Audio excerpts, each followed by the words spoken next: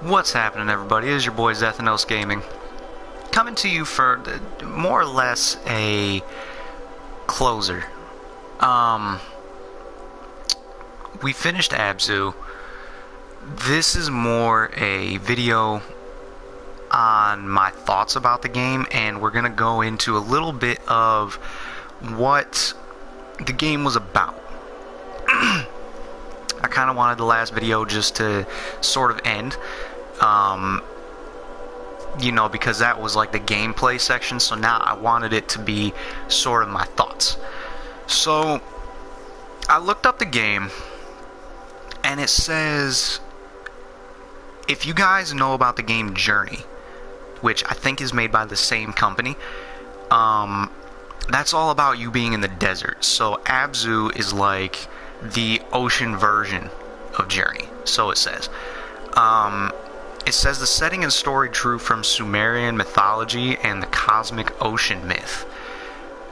So we're actually going to look that up just to see what it's about. So the cosmic ocean is a mythological motif found in the creation myth of many cultures and civilizations. The cosmic ocean is often seen as the entire universe in a dim, non-specific past as the first source of gods of the world. The cosmic ocean is often seen as still surrounding the present world. So, I guess... Okay, here. In the first creation story in the Bible, there's only earth and water in a disorganized state. The world is also created as space inside the water and is hence surrounded of it. Okay. So there's not a whole lot on it, but... So I guess...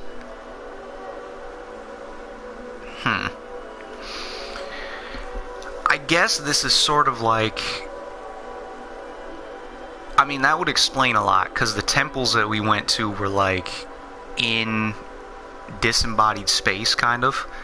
So that makes a little bit more sense. And if we look at the synopsis of the game, it says, the narrative is told wordlessly through gameplay by using cutscenes taking place in a vast ocean. The player character, referred to as a female diver, I never knew we were female, I just guessed, awakens floating in the ocean and begins exploring the sea. Ruins and ancient murals that show an ancient civilization which shared a symbiotic connection with the ocean. As she explores, she's led by a great white shark to wells that, when activated using an energy from within her, restore life to the local seas. That energy is being forcefully harvested by pyramid-like devices, the development of which has disrupted the ocean's balance and brought about the civilization's downfall. Upon reaching the original pyramid, the diver sees a great white shark attacking it, and the pyramid's counterattack damages the diver, revealing her to be mechanical and confirming her existence as a being connected to the pyramid and capable of restoring life to the ocean. It also seemingly kills a great white shark. After activating the final well, the great white shark manifests and guides the diver back to the pyramid. The diver destroys the pyramid, causing life to return to the ocean. During the credits, the diver and the great white shark swim together through the revitalized ocean. Okay, so it seems like I was right in a few things. I thought the shark was the villain, and then later on I thought we were the villain. So, that raises a question. I don't know if that means we put them there. Like, I figured toward the end, once we got damaged, it looked like we were a robot. I thought at first we were like clipping out or something, but then it kind of made sense. Like, we never had to come up and breathe. We didn't have an oxygen tank. We could go to these ridiculous depths that should have crushed a person, and we were fine. So, her being a robot makes a little bit more sense to me. It raises the question of, I knew from those murals that our people, if you want to call them that, had something to do with the whole aspect of the ocean. Like, all the murals showed us having those lights and, filling the ocean and stuff. So I kind of figured we had some part in that, which is why I figured, hey, we're the good guy. But then I remember in one mural that we saw that it showed like the pyramid, and it showed all the people going towards the pyramid, almost like we were worshipping it, kind of like all their hands were raised up to it. So I'm curious if we placed those things in the ocean, but if we did, that would make no sense, because we were all about like giving energy to the ocean and rejuvenating it and stuff. That was what the people were about. So why would we build these things that we had a connection to that actually killed the ocean? You know what I mean? That kind of seems a bit off to me. So maybe I'm misinterpreting that, but even right here it says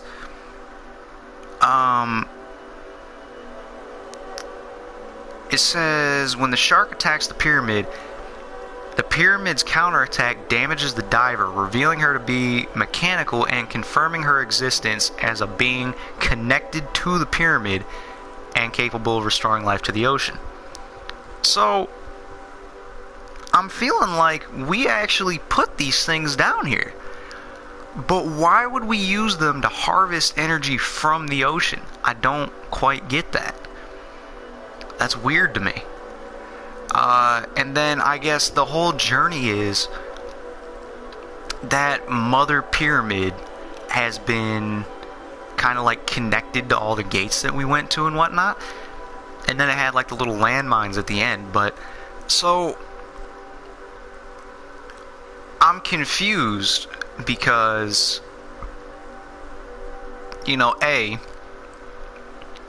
why would we kill the ocean? Okay, here's my thing. If they decided for some reason to kill the ocean, cool. What happened that spawned us, essentially? That's where I'm falling off, because even if the civilization that existed previously, that we are like a part of or descended from or whatever, even if they had at one point installed all these things to kill the oceans, well, it says that like the civilization fell apart after the pyramid started going crazy and harvested all this energy and was killing the ocean and whatnot. We just woke up floating in the shallows of a reef. So if this whole civilization just fell off and died, where did we come in? Like, were we deactivated at some point? Were we shut down? Did the pyramid, forcibly shut us down? And if so, how did we end up in the shallows so far from this thing? So the shark was actually like trying to either lead us there, or he was like this guardian of the ocean, because in a lot of the murals it showed the people with a shark, and I thought at first maybe they were worshipping it or they were in league with it. I don't know, but the shark seemed to want to get life back to the ocean. So in all the time that he was running away from us, we were following him, so it was almost like he was leading us to where we needed to go. And another thing there is, if you remember when I started thinking that the shark was bad and he was going to kill us at one point, we had those little drones in the beginning of the game, and the pyramid was harvesting energy from the ocean and putting it into those little drones. And those little drones were like our partners, which again just solidifies my idea that, hey, we put these things here, like the pyramids. We did this. So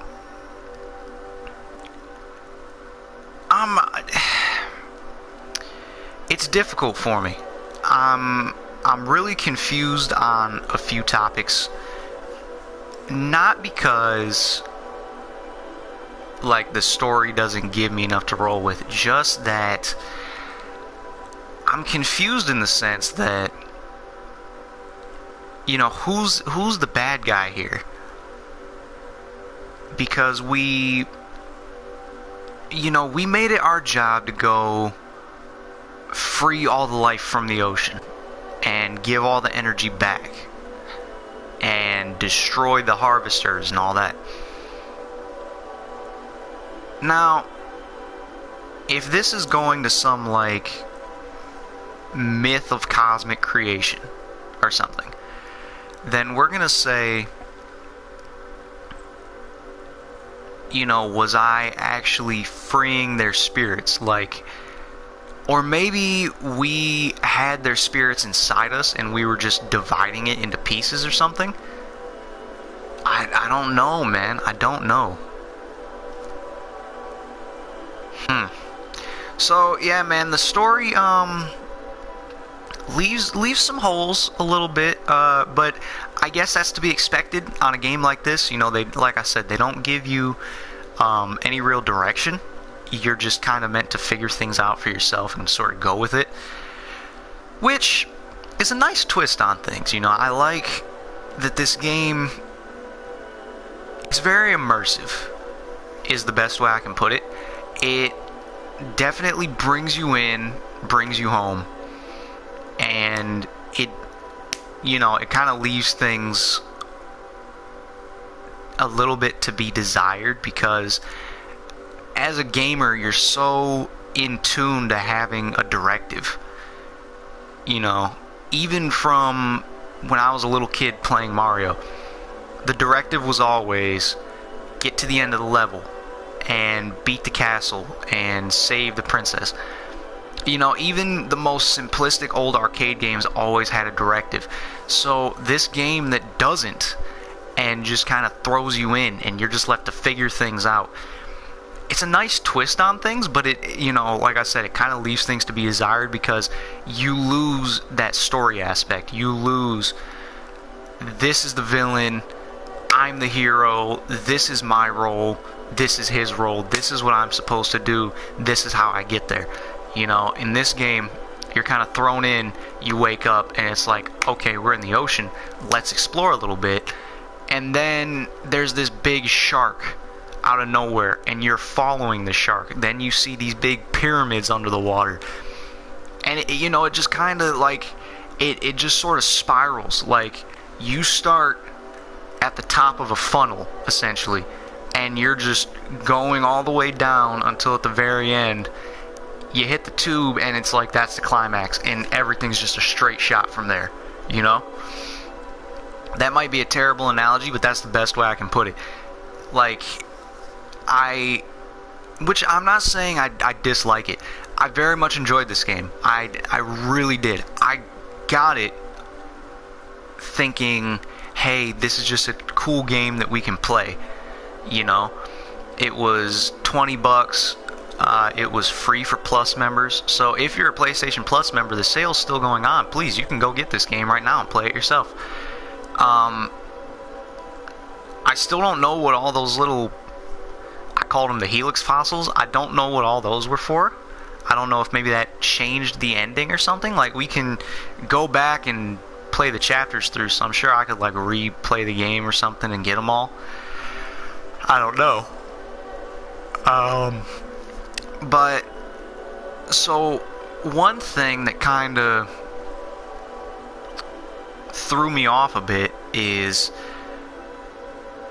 I wasn't expecting this game to be as story driven as it was, which, you know, that was refreshing for me, because I got in, and like I said, it was a $20 game that I got for free, and, you know, the art style is very, I said it once, reminiscent of The Legend of Zelda Wind Waker. You know, it's very kind of cubic, very simple.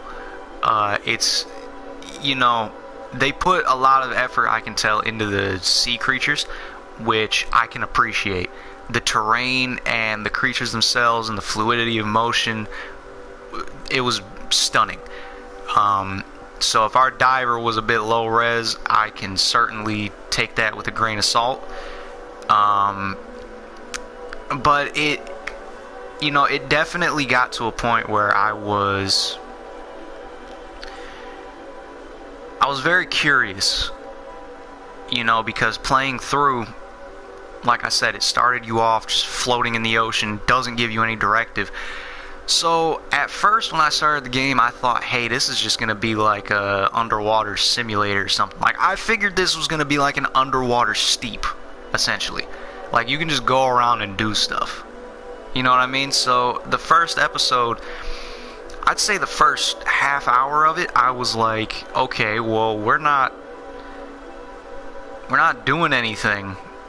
And then you see the shark go out through the reefs, and I'm like, okay, well, now there's predators, so there's an element of danger here now. And that's when it started getting immersive.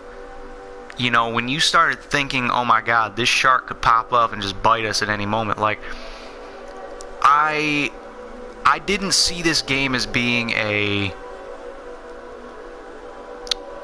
survival game, but I'm so in tune in games for it to be survival that's what I thought it was going to be. So this shark showing up and presenting that element of danger and uncertainty really got me immersed in the game. That's when I started really being in tune and attentive and wanting to see more, is because it got me to a point where my heart would start bumping if I saw this shark, because I'm like, dude, he could be anywhere right now.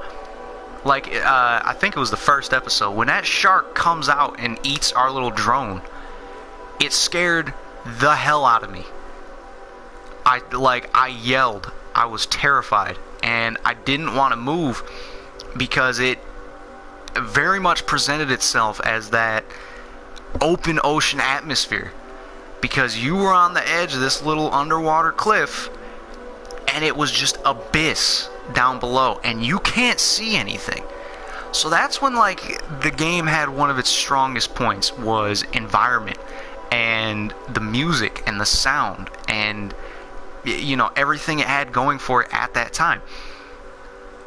We know so little about our ocean that innate fear of what could be down there, just playing this game with such a simple art style, the sound and terrain and everything, how immersive it is, that uncertainty came forward even though I was just sitting playing a game. Very immersive, very well done.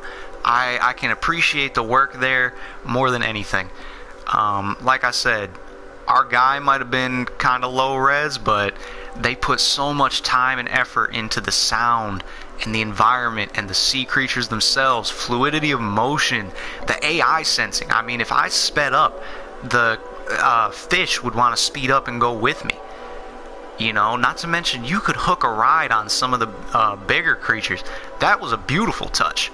Just because, as a diver, if you go on a reef or something, or you go, what is it, Atlantis or something, the place where you can swim with manta rays or dolphins, whatever. You want to touch these creatures, you want to feel what they're like, and because you don't get a chance to do that usually. So the fact that in this game they just put in that little detail, hey, you can grab onto these things and let them pull you around and steer you, and that was a nice touch. I appreciated that. Like I said, man, the game was so immersive, and at times I really had my adrenaline going, because I was terrified that, oh my god, this freaking shark or something's gonna come up and eat me. And then there was all the confusion about all the pyramids and whatnot, and like I said, it leaves some open ends, but I'm okay with that.